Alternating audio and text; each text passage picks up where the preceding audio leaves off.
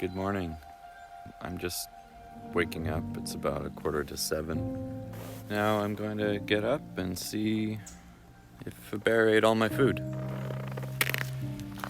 It's weird. There was no real dew this morning, but everything just feels kind of sticky. I like this river a lot, but I'm looking forward to getting somewhere a bit drier to camp. I think in the evening the air just cools down and there's so much moisture that things just get wet and they don't dry out. There's my food bag up there. Doesn't look like anyone was messing with it. I'll get it down now.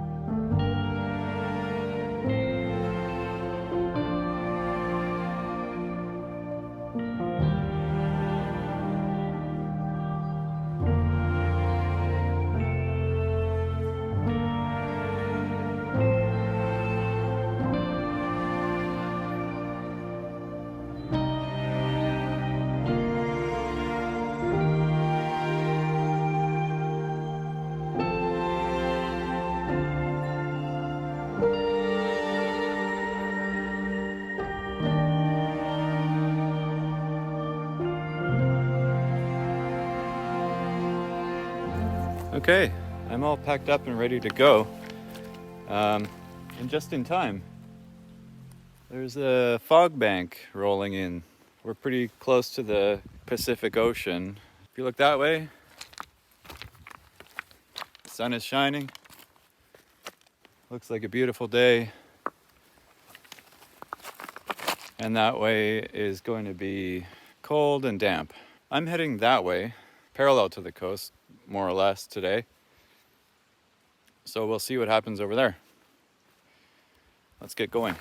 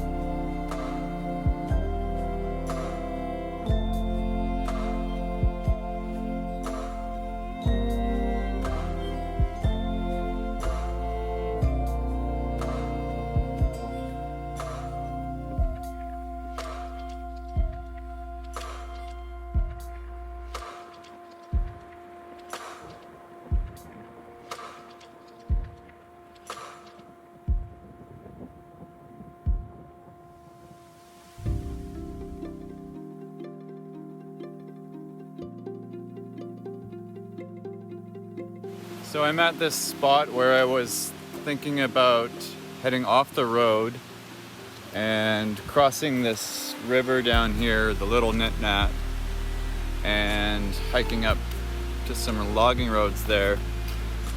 But I don't know if you can hear it in the background. There's heavy machinery working exactly where I want to go.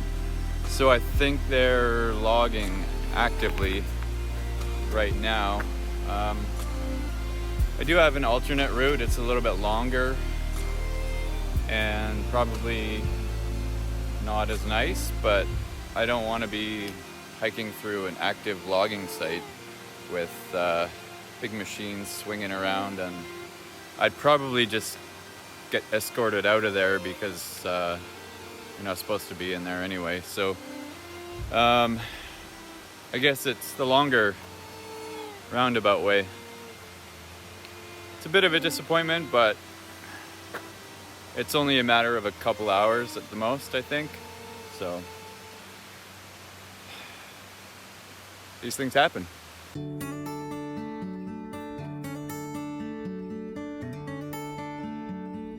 Thimbleberries. These are my favorites. They kind of look like a raspberry. They're a bit more of a dome shape. They have a delicious sweet and tart flavor. I think they're much better than raspberries, but they're so delicate. You know, you pick them and they fall apart, so you'll never see them for sale anywhere.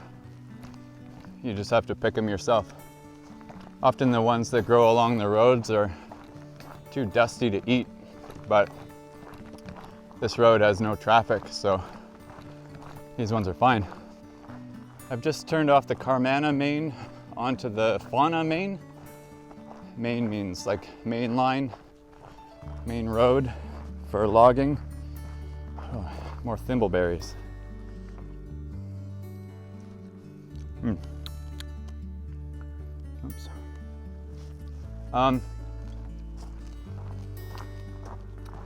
I wanted to take the Flora main, which branched off this one just back there, but that's where all the logging trucks were coming from. So this way is a little bit longer, but should be much nicer, because if you look at the road, you can see that nobody's driven on it for a fair length of time, at least since the last rain, and that's a good sign. And there's things like this bush extending halfway across the road,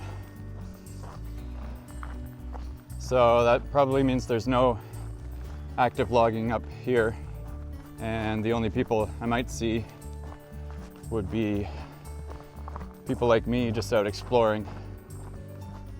But there was a sign back there saying that the roads were closed due to the logging activity, so I might not even see anyone else. It's about 22 kilometers from here to my next resupply, which is a food cache that I buried off a little spur road. And I might get there today. I've already walked about 8 kilometers. It's about 10:30 in the morning now. We'll see how I feel. So far I don't have any major complaints. My feet and knees are feeling okay. Ooh, more thimbleberries. So I'll just keep going until I feel like I need to stop. I don't absolutely need to get to my resupply today. I still have plenty of food. And I know that this road winds up into the mountains. I'm climbing right now. You can probably hear me breathing a little heavier than usual. I haven't checked to see how high this road goes. So yeah, I'm just gonna play it by ear today. So this road that I've been following is ditched, and here it looks good. It's just grassy, but I really hope it's not gonna turn into one of those ones that's completely overgrown and worse than straight bushwhacking. if it does, I'll have to reconsider. I might have to go around another even longer way. So I guess I will see what this turns into. It might just be beautiful walking on a grassy path. Here's hoping that's the case.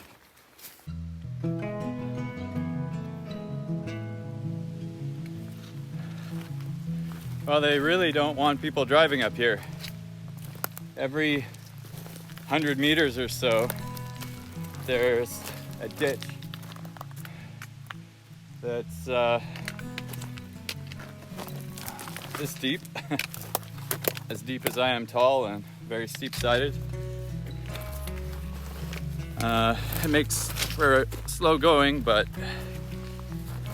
I guess that means they left the road for me and the animals, which is great. There's some bear poo. I've been seeing lots of bear poo along here and fresh tracks in every ditch. They like walking on the roads just as much as I do because it's fast and convenient.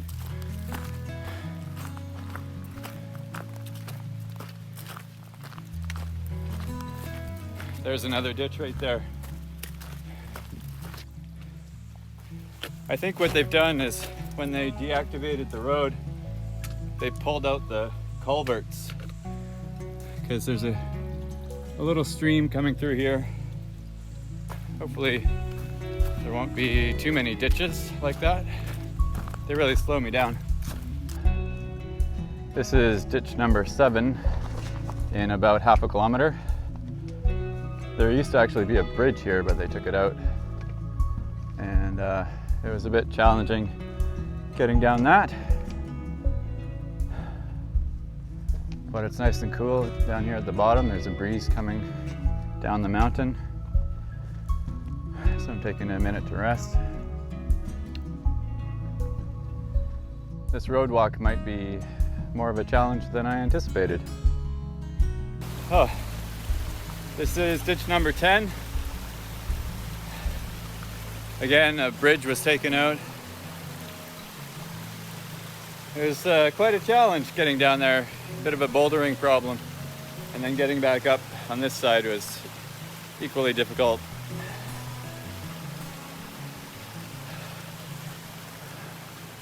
I can see another ditch just around the corner.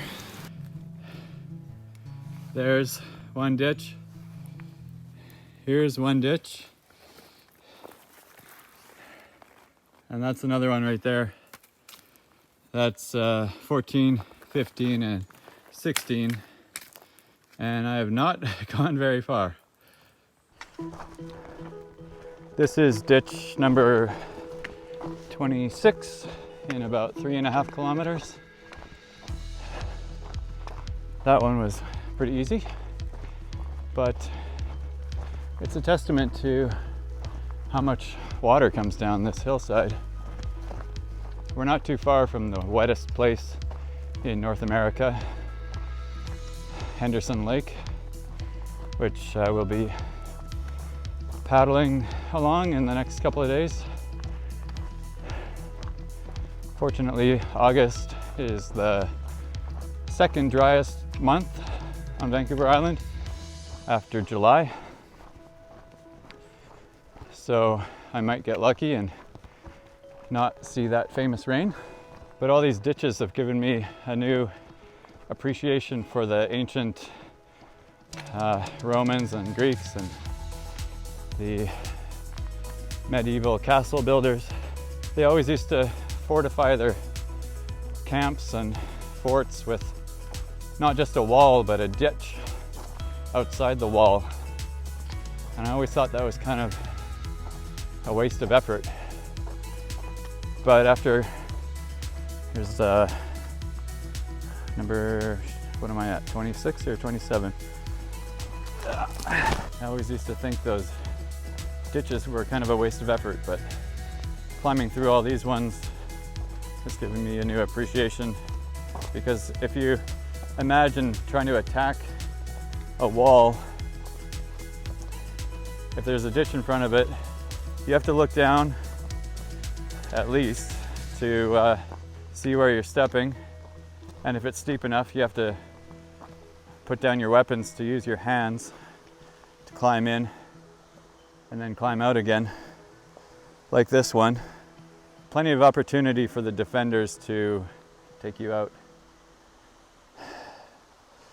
And I have to put down my phone to cross this one.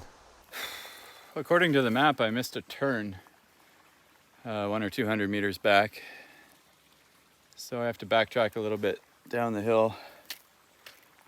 I didn't see any other road, so I hope it's still in existence. Because if it's any worse than this one, it'll be very slow going.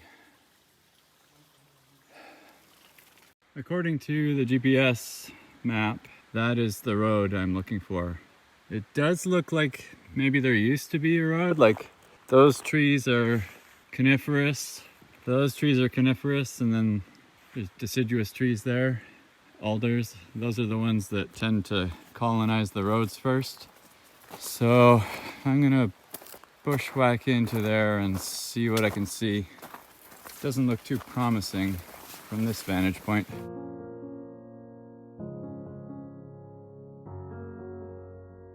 Well, this is the road. Looks like it was deactivated about, I don't know, 30 years ago, judging by the age of the trees that are growing out of it. And it might be passable. I'm gonna have to zip on my pant legs because already my legs are getting chewed up in the 50 meters that I've walked on it. This road kind of contours around this mountain, and if it gets too bad, I could just bushwhack up and over. I'd have to do more climbing that way, but it might be easier than pushing through this bush.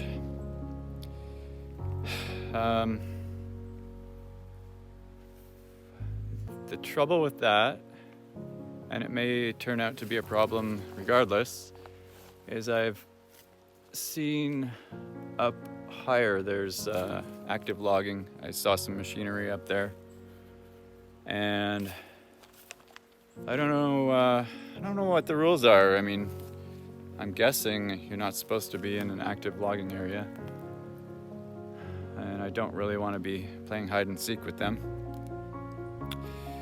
So I'll try to push around this road, and if things change, I'll let you know. So in spite of the overgrown road, I'm managing to make decent progress. It's not difficult to follow, and the bush, I can see my feet about half the time, which is not too bad. That's kind of how I measure bushwhacking, and how, if I look down, how far can I see? At least on Vancouver Island, that's a good measure. If you can see your feet, it's not bad. If you can not see your chest, it's horrible. I've actually stepped off a cliff while bushwhacking before. I was through some thick slide alders, and I could not see below my chest, and I just took a step and there was nothing underneath me.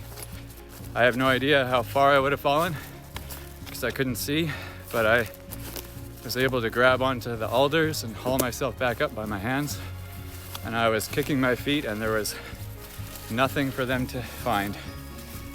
So that gave me a scare, but I don't have to worry about that on this road. This is actually improved since I started recording. So I'm gonna carry on. I just left the road a little ways back there to cut off this corner because I'm rounding the eastern slope of this mountain, and there were just too many blowdowns across the road, trees that have fallen and blocking the path. It's actually easier to go through the forest here. It's reasonably open. I just have to be careful.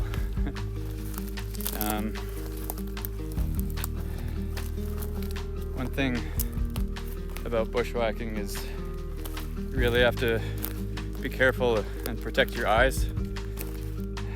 I try to wear sunglasses when it's bright enough, but it's usually too dark in the forest. And I don't wear glasses, so I've thought about bringing safety glasses, but they always just get scratched up, so I haven't really found the perfect solution. I've thought about trying photochromic sunglasses, but I haven't gotten around to it yet.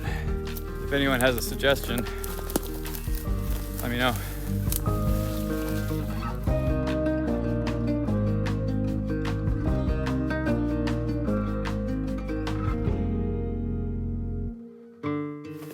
I'm actually making decent progress today.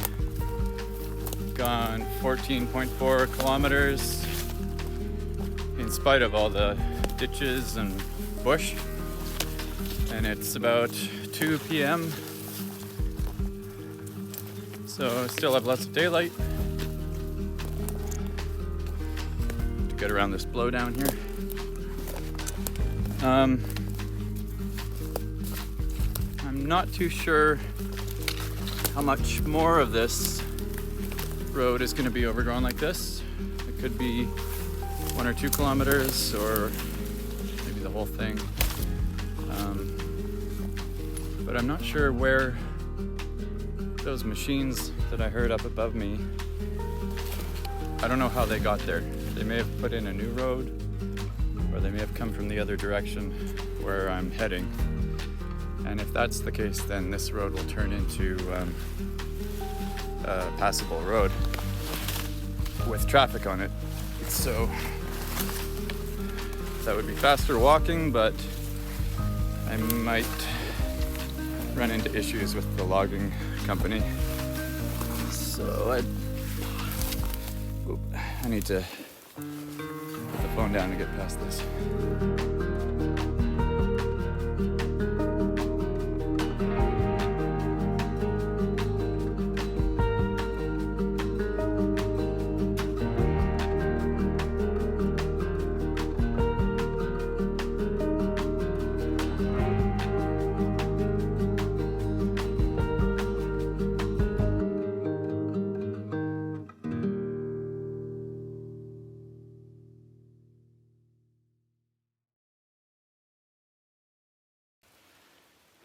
Thankfully, there haven't been as many ditches on this road, but there are occasional ones, and some of them have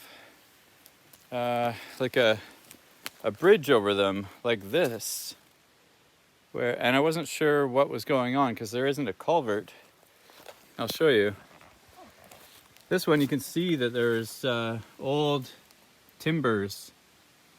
They must have built a kind of a bridge just out of wood, and over time that's decaying. So I'm really careful when I go across these things. Like, look at this, there's this big tree growing out of this one. This is like I don't know, 40 centimeters in diameter. Crazy. Check this out. It's an elk antler. I've been seeing tons of elk footprints all along this road, and that's the first shed that I've found. It's pretty cool. Maybe I'll get to see a buck with its clothes on. So I just popped out onto this obviously used road, and I think it's the road that they're actively using to get up to where I saw those machines.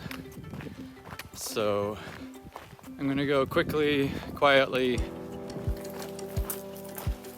Fortunately, I was only on that active road for a couple kilometers, and I've just turned off onto this one that's clearly not in use. So that's a good sign. I have quite a ways to go, but I was wrong about the time earlier. It wasn't 2 or 2:30 or whatever I said. It must have been closer to 12:30, because right now it's only 10 to 3. So I had a lot more time than I thought. I've already gone 18.5 kilometers today, which is really good considering the bush I was going through and those ditches that I had to climb down and down into and then up out of. I have about 13 kilometers more to my resupply.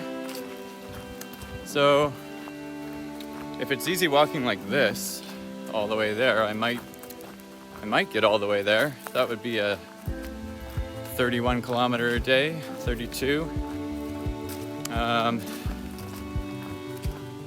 Which should probably, it would be close to my longest day on this trip, and all walking. But I might just camp along the way if my feet get too sore or whatever. Or if I run into more bush that slows me down. We'll see. So far I'm feeling good though. And now I'm in the shade again. And the wind is blowing, it's cooling me down. It's lovely. Fresh elk poo.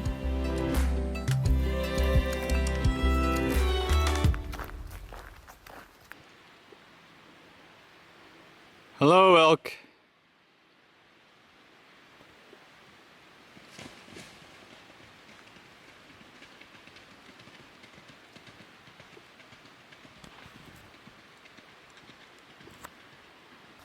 That was awesome. I was sorry to have to make him run away, but he was right on my path. Wow, look at the size of these feet. There's a big one. Well, I did it again. I walked past the road, which means it's probably gonna be another bushwhack. I guess I'll have a look. I'm walking back down towards the turnoff. The road is supposed to be right here, but all I see is a big drop off. It drops off like 5 meters right beside the road here, this one. So I'm gonna go up into the mature forest there and around and see if I can find the road. I mean, it looks, see right in the middle of the frame there, it looks like a corridor, but I don't know how to get there. There's a huge drop off right here.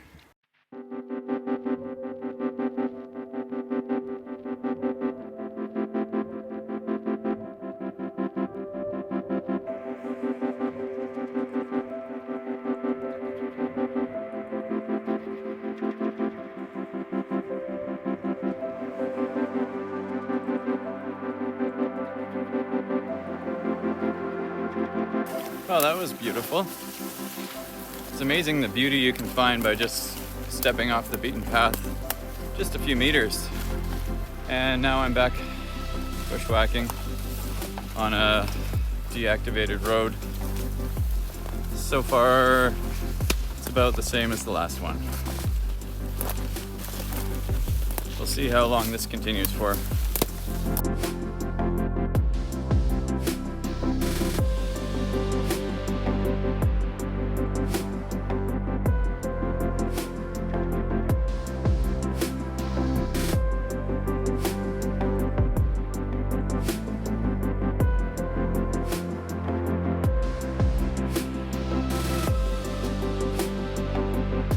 Are we there yet?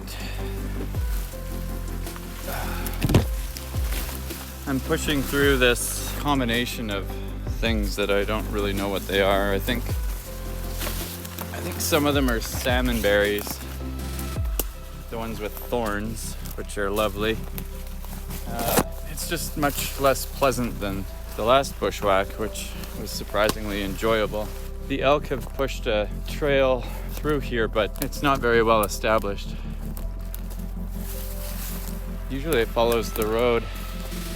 Where it deviates, it's always better going around a stream, crossing to an easier spot or something like that. So I just trust the elk and follow their footprints and I can actually smell, ever since I saw that one bull elk, I've been smelling them now and then. And there are lots of footprints here. Huh. There's a nice ditch along the side of this road, right in this section. That's convenient. It's nicer walking than through that.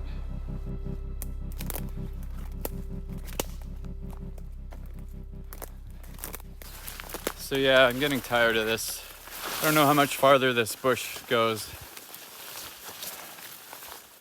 There should be another road intersection coming up, and it could be a more recently used road, or could just be more of this. So we'll see. This is pretty neat. Back in there is all limestone, and there must be some caves here, or at least a cave, because I can hear water flowing below me, and this is a ravine that I'm standing in the middle of, and it's totally dry aside from some dew. So yeah, definitely karst topography here. If any Vancouver Island cavers want to know where this is and come check it out, let me know. Farther back on this road, I also found what looked like a sinkhole. I didn't really investigate it. I kind of want to get to my resupply. I still have quite a ways to go though, so we'll see if that's feasible. I just stopped to take a break and make sure I haven't lost anything off my pack after pushing through some really heinous bush. So ready for this to be over.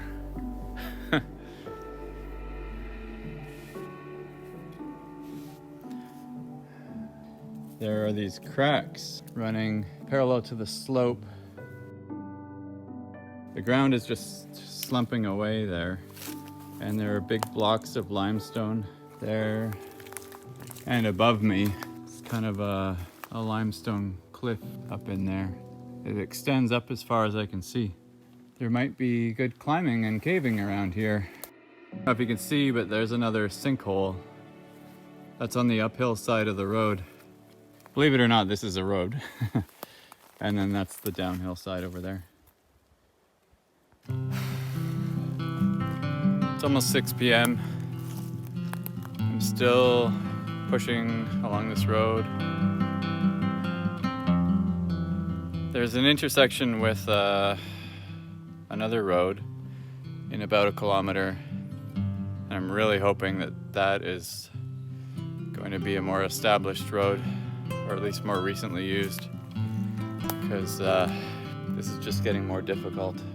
Getting tired, and there's no water supply anywhere to be found. So I'm ready to see some different scenery. I've been seeing a lot of these road location flags, which means someone got paid to do this. It's making me rethink my life decisions.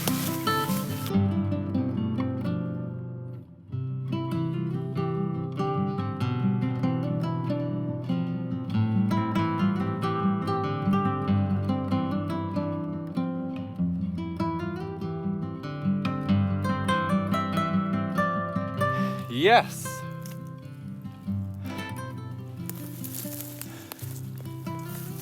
That's where I came from. And that's where I'm going. I can't say I've ever been glad to see a clear cut before. That's why the road is there, so take a moment to thank all these trees that gave their lives for me. And now I will walk down and find some water. I just startled a bear up there and it ran into the forest. There's clearly active work being done here, but it's almost 6:30 p.m. so I'm assuming they've gone home for the day. If not, we'll see what happens.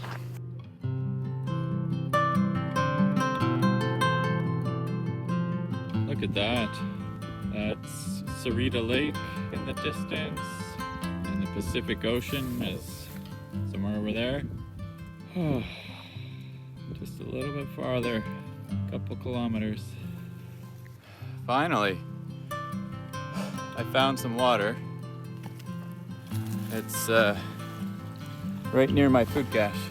Just up the road there is where I buried my food and other supplies. I'm so tired, I don't know what to do. I think I'll go up there and make sure a bear hasn't sniffed it out, and then I'll decide where to camp and get some water from here, because I haven't had water in probably a couple hours at least, and I've been working like a pig and sweating like a dog. Well, I got some water. Where I buried my cache, it looks undisturbed, so that's great. There's lots of bear poop around it. There's a beautiful forest down there right where I buried it, but the biggest flat spot is about the size of a dinner plate, so I had to climb up here, and this is the first flat spot I could find. It's not the prettiest campsite, but it's good enough for the likes of me. At this point, I am ready to sleep just about anywhere. You can probably tell that I'm so tired and hungry and thirsty that I can barely think, so I'll stop talking.